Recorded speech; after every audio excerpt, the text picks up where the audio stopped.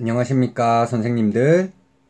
인공지능 시대 뇌신경과학과 유덕한 시민교육 6주차 마지막 3교시 강의 시작하도록 하겠습니다. 3교시 시작하는 이 시간을 활용해서 저희 중간고사 이후에 주교재 1, 2를 활용한 세미나 형태로 진행된다고 말씀을 드렸잖아요. 주교재 1 뇌신경과학과 도덕교육, 주교재 2 인공지능윤리와 도덕교육, 모두 이제 서울교대 박형빈 교수님께서 저술해 주신 책이고요.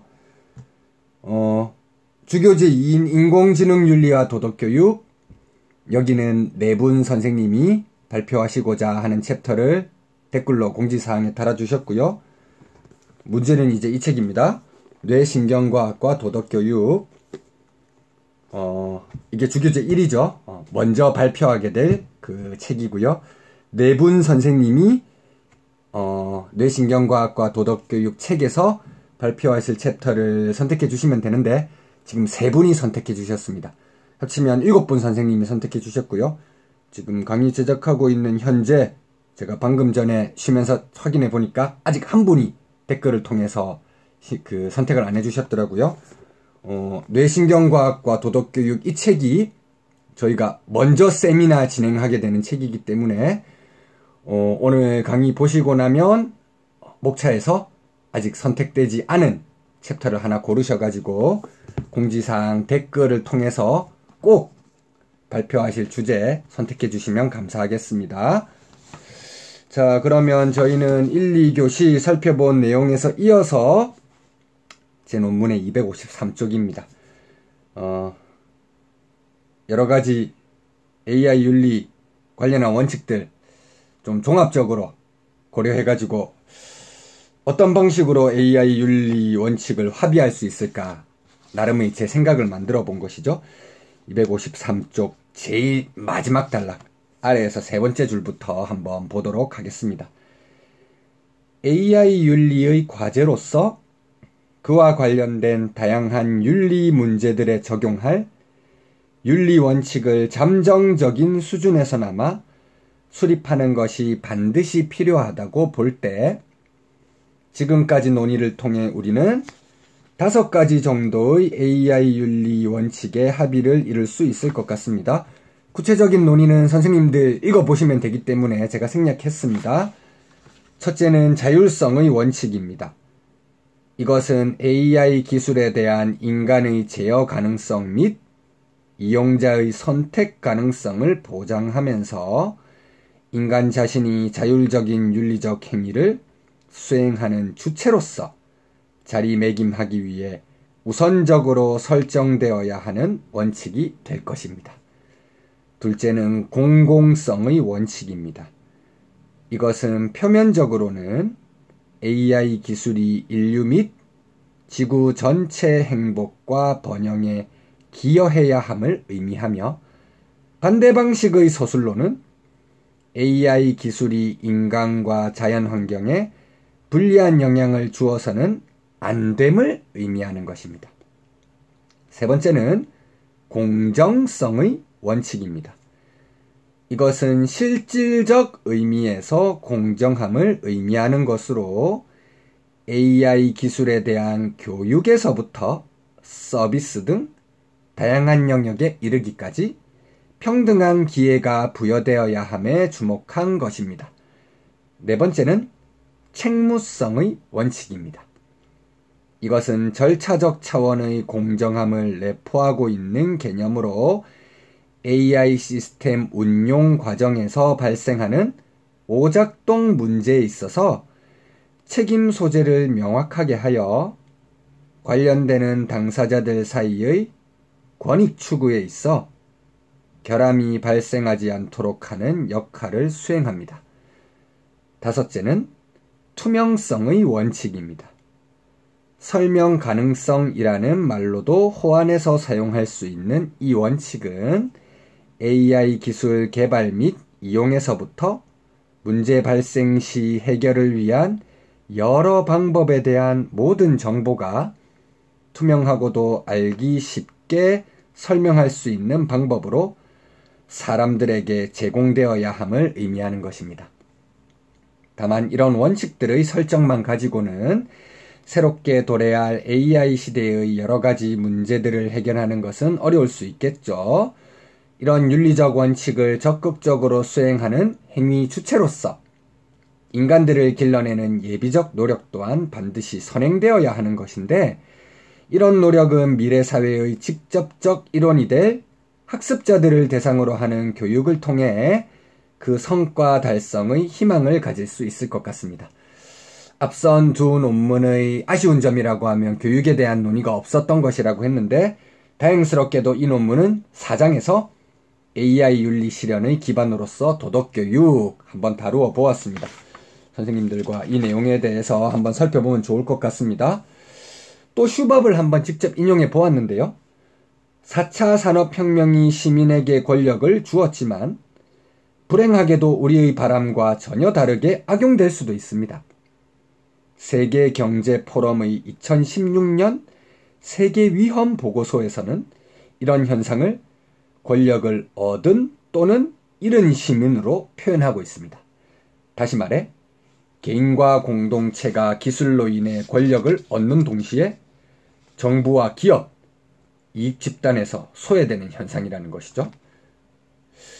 디지털 기술 분야 발달로 인해서 많은 사람에게 자유롭게 정보에 접근할 수 있는 기회가 열리긴 했지만 여전히 정보 격차 같은 불평등 문제 또한 존재하고 있습니다. 255쪽으로 넘어갔습니다. 이 문제는 앞의 인용문에서 언급한 바와 같이 시민들이 권력을 얻게 할 수도 혹은 잃게 할 수도 있는 서로 다른 가능성을 열어두고 있습니다. 다음 단락으로 넘어가겠습니다.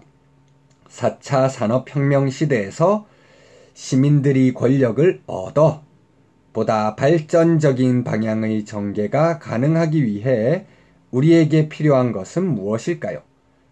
무엇보다 중요하면서도 가장 근본적인 역할을 수행하는 것이 바로 교육이겠죠. 이런 관점에서 보자면 미래의 시민이 될 학습자들은 교육을 통해서 현대 사회가 직면한 위기의 객관적 모습과 그것으로 인해 새롭게 요청되는 AI 윤리의 필요성, 그리고 그것을 실천할 수 있는 여러 가지 방안들에 대해 종합적으로 학습해 나갈 필요가 있습니다. 이런 교육은 실천적 관점에서 보자면 4차 산업혁명 시대에 대응하는 새로운 윤리의 기반 구축이라는 역할을 수행할 수 있습니다. 인프라를 만드는 역할을 한다는 것이죠. 특히 앞선 장에서 중점적으로 언급한 AI 윤리와 관련해서 인공지능이 지식 전달의 역할을 담당한다면 과연 교사는 무엇을 해야 하는가라는 새로운 화두가 던져질 수 있겠습니다. 이게 AI 윤리 교육의 중요성과도 연결되는 질문이라고 할 수 있겠죠. 이제 교육의 문제와 관련해서 AI를 포함해 4차 산업혁명 시대의 여러 가지 윤리적 문제와 관련되는 내용을 도덕교육에서 어떻게 접근할 수 있을지 생각해 볼 순서입니다. 도덕과에서 다루는 영역이라든지 그 영역에서 중요시 여기는 핵심 가치, 이것과 아까 제가 5가지 정도로 만들었었던 AI 윤리 원칙들이 있었죠. 이걸 한번 조화시켜 보려고 하는 시도 이어지는 논의에서 나오게 될 겁니다. 우선 교육과정 문서 한번 보도록 할게요. 도덕과는 성실, 배려, 정의, 책임이라는 4개의 핵심 가치를 내면화함으로써 인성의 기본 요소를 갖추게 함과 동시에 도덕적인 삶을 자율적으로 이끌어갈 수 있는 자율성과 책임성을 길러주고자 하는 실천적 성격의 교과입니다. 도덕과에서 다루는 주요한 4가지 영역에 비추어 볼 때 4차 산업혁명과 AI 윤리의 문제는 책임이라는 핵심 가치를 다루는 가장 마지막 영역인 자연 초월과의 관계에서 직접적으로 다루어지는 것들이긴 하죠. 1영역 자신과의 관계, 여기가 이제 성실이고요. 2영역 타인과의 관계, 여기가 배려. 3영역 국가 공동체와의 관계, 여기가 정의죠. 그리고 4영역 자연 초월과의 관계, 여기가 책임이잖아요. 칼로 무자르듯이 쫙쫙 구분되는 건 아닙니다. 느슨하게 다른 데도 적용될 수 있으면서 각 영역에 가장 대표되는 핵심 가치로서 이렇게 교육과정 문서에서 써둔 것이죠. 다만 AI가 삶의 영역 전반에 적용될 미래 사회의 모습을 고려해 볼 때 도덕과의 내 영역 모두에서 AI 윤리와 관련되는 문제를 다루는 것 또한 충분히 가능해 보입니다. 이런 전제하에 AI 윤리 교육과 관련한 여러 가지 문제점들을 도덕과의 영역 및 핵심 가치를 중심으로 분류하면 다음과 같은 논쟁 주제들을 추출할 수 있을 것 같습니다. 자, 여기서 보면 표 3, 제가 한번 쫙 다 나누어 둔 것이죠. 영역, 자신과의 관계에서부터 자연 초월과의 관계까지 나가 있고요. 핵심 가치, 성실에서부터 책임까지 있습니다. 관련 주제, 여러 가지들 있고, 윤리 원칙, 투명성이 이제 모든 관계에서 적용되는 윤리 원칙이라고 보았고, 자신과의 관계에서는 자율성, 타인과의 관계에서는 공공성, 사회 공동체와의 관계에서는 공정성, 자연 초월과의 관계에서는 책무성. 물론 아까 말씀드린 것처럼 칼로 무자르듯이 할 수 있는 구분은 아닙니다. 이렇게 연결하면 가장 좀 적절하지 않을까 제가 구성해 본 겁니다. 표의 내용을 아래 논의 글을 통해서 한번 다시 검토해 보시죠. 우선 자신과의 관계의 영역은 성실이라는 핵심 가치를 다루는데, 여기서 최근 많은 사람들이 실제 이용하고 있는 인터넷의 뉴스 자동 추천 기능을 언급하며 시작하는 것이 좋을 듯합니다. 선생님들 뉴스 보실 때 유튜브에서 알고리즘 분석하는 것처럼 뉴스에서도 많이 봤던 거를 자주 노출되게 할 수 있는 이런 기능, 아니면 자기가 원하는 주제가 먼저 노출될 수 있게 하는 기능, 이런 기능들 있잖아요. 그걸 한번 생각해 본 겁니다. AI 시대의 서막 단계인 현재 시점에서 이미 학습자들이 접해본 내용을 자료로 제공하는 것을 통해 흥미 유발 효과를 극대화하면서도 맹목적이고 무비판적으로 AI 시스템이 추천해주는 뉴스에만 관심을 가지는 것이 아니라 스스로 다양한 기사에 관심을 가지기 위한 노력을 기울인다는 점에서 자율성이라는 AI 윤리 원칙의 중요성을 깨달을 수 있는 계기를 마련하게 될 것이다.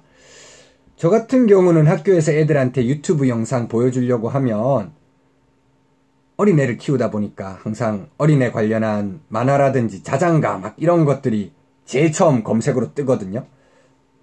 이제 저랑 동료 교사 중에 아직 장가 안 간 친구들도 있거든요.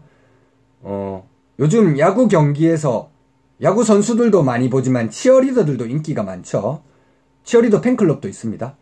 그래서 저 동료 교사 중에 하나가 치어리더를 굉장히 좋아해서 그 영상을 즐겨 보다 보니까 학생들한테 유튜브 보여주려고 이제 했는데 치어리더 영상만 많이 나와가지고 곤란했던 이런 경우가 있었다고 하더라고요.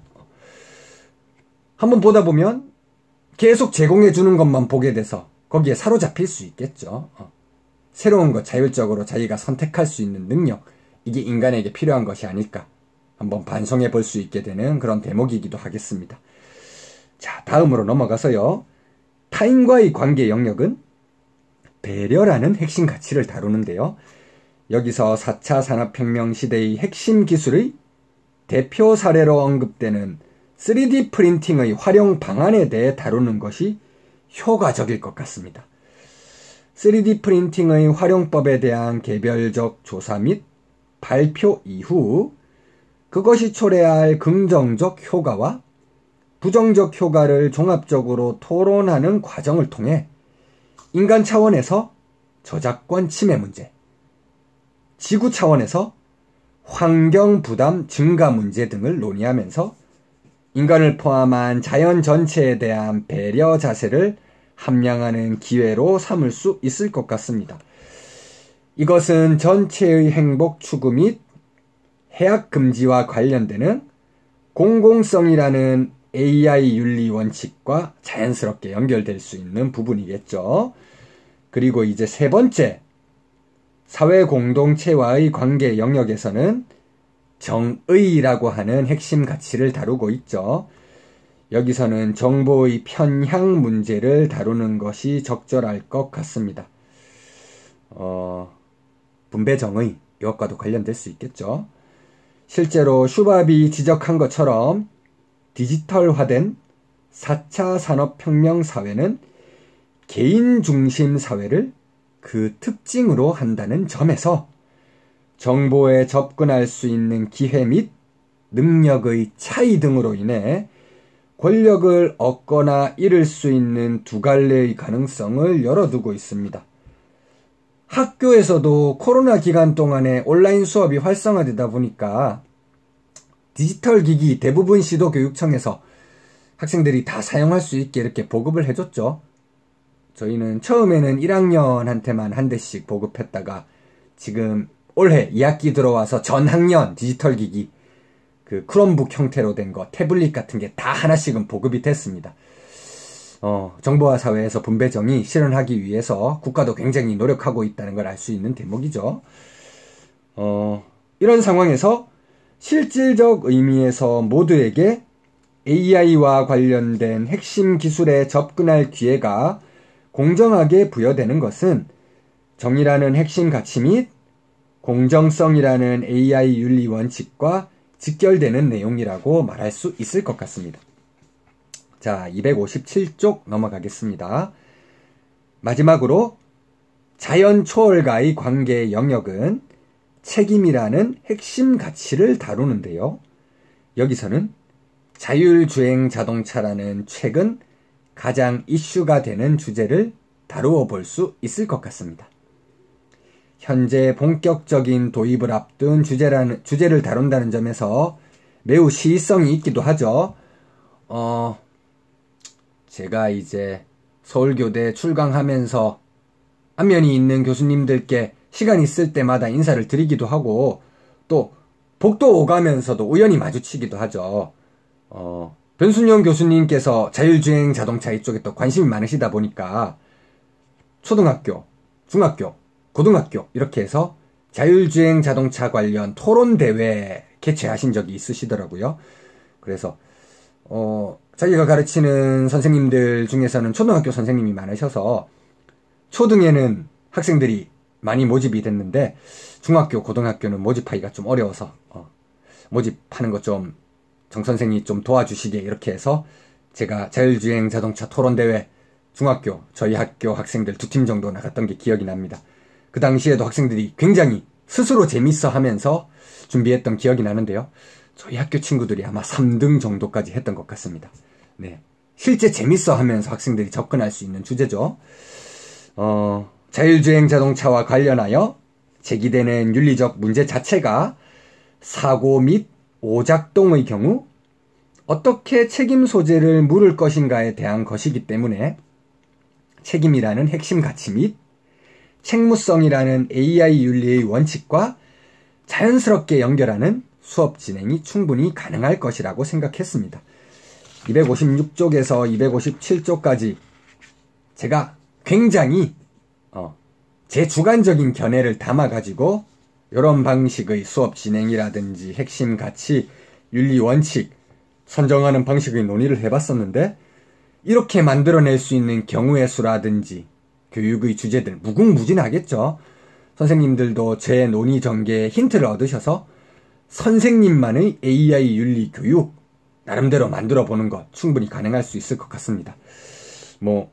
이번 논문에 대한 논평문 작성하실 때 나만의 AI 윤리 교육 목차를 한번 짜보았습니다.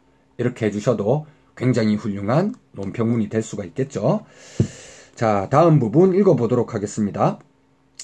지금까지 언급한 여러 가지의 주제들은 실제 그것을 미래의 생활 속에서 경험할 학습자들에게 매우 중요한 문제들이기 때문에 최대한 설명 가능한 방식으로 반드시 다루어져야 할 필요가 있다는 점에서 AI 윤리의 원칙 가운데 투명성은 모든 영역과 주제들에서 공통으로 중시되어야 할 공통 원칙으로 설정하는 것이 적절해 보입니다. 표에서도 내 영역에 다 걸쳐서 배치해 두었었죠.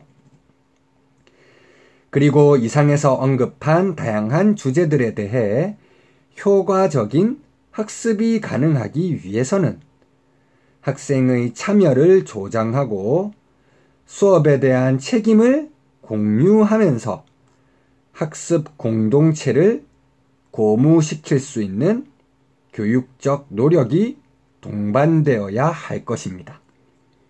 기본적으로 토론을 바탕으로 하여 새로운 문제를 해결하기 위한 방안을 찾는 기회를 제공하고 더 나아가 보다 넓은 공간 속에서 학습자들이 스스로 윤리적 규칙을 제정해 보는 기회 역시 부여되어야 할 것 같습니다.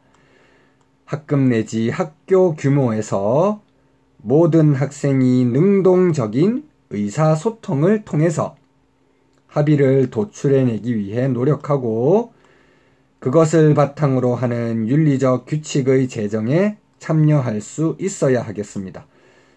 제가 제 개인적인 머릿속에서 여러 가지 윤리 원칙 만들어냈는데 학생들 자치적으로 이런 윤리 원칙 발굴해내보라고 하면 더 재미있고 학생 눈높이에 맞는 원칙들도 나올 수 있을 것 같습니다. 이런 노력이 지역사회 활동과 연계성을 가지고 더 큰 규모의 확장된 합의 및 윤리 규칙 제정의 경험으로 이어질 수 있다면 이것은 4차 산업혁명 시대의 일원으로서 학습자들이 AI 윤리를 올바르게 수행하는 예비적 역할의 기능을 할 수 있을 것 같습니다. 이런 경험을 통해 학습자들은 4차 산업혁명 시대의 여러 가지 윤리적 문제들에 대해 스스로 고민하고 모든 사람과 자유롭게 의견을 교환하는 호모 디알로구스로서 성장해 나갈 수 있을 것입니다. 제가 지난번 논문에서 조슈아 그린 이야기하면서 이론적인 내용 쫙 설명해 드리고 그것을 저만의 비판적인 관점에서 바라보면서 새로운 공동통화로서 규칙 결과주의적인 담론 윤리가 필요하다. 규칙은 혼자서는 만들어낼 수 없는 거니까요. 끊임없이 대화하는 인간, 학습자들도 스스로 토론하고 대화하는 게 중요하겠죠. 그런 방식에서 호모 디알로구스라고 하는 표현을 사용한 겁니다. 자, 맺은 말 부분은 선생님들께서 스스로 한번 읽어보시면 될 것 같고요.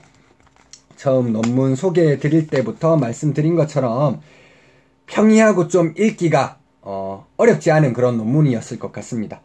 관련해서 꼭 이것에 국한된 내용이라기보다는 선생님 나름의 AI 윤리 교육 실천 방안 이런 방식으로 논평문 쓰셔도 무방할 것 같고요.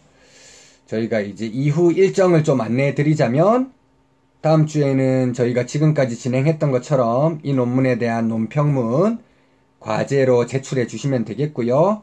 그게 7주차죠. 8주차는 중간고사 기간이죠.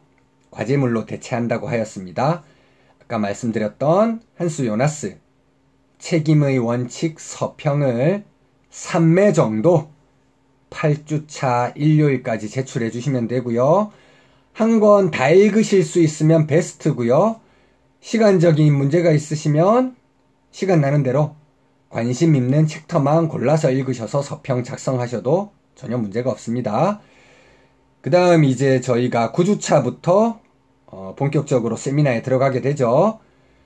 9주차는 저희가 앞서 살펴봤었던 논문 3개, 그 중에서도 아마 그 신경과학과 AI 윤리는 주교재 통해서 다룰 수 있는 기회가 있기 때문에 첫 번째 논문, 논평문 위주로 선생님들 의견을 좀 들어보고 시간이 남으면 두 번째, 세 번째 논문에 대한 논평문도 한번 살펴보는 형태로 진행하려고 합니다.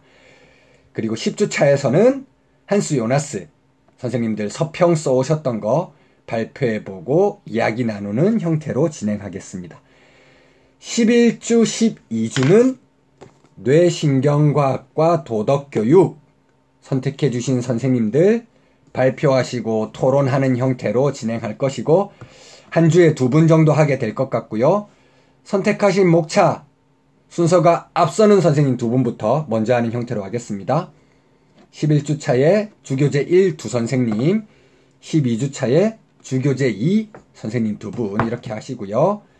13, 14주차는 인공지능 윤리와 도덕교육 마찬가지로 선생님 2분씩 앞선 주차와 동일한 방식으로 하고 15주차도 과제물 대체인데 발표를 위해서 작성해 주신 그 발표문 이게 대체 과제물이 되는 것입니다. 자, 이제 선생님들 과제가 좀 많이 남아있죠? 힘든 짐을 지워드리는 것 같아서 좀 죄송스럽긴 하지만 또 성적 산출의 근거가 되니까 할 수 있으신 만큼 열심히 해주시면 감사하겠습니다. 이번 주 강의는 여기서 마치도록 하겠습니다.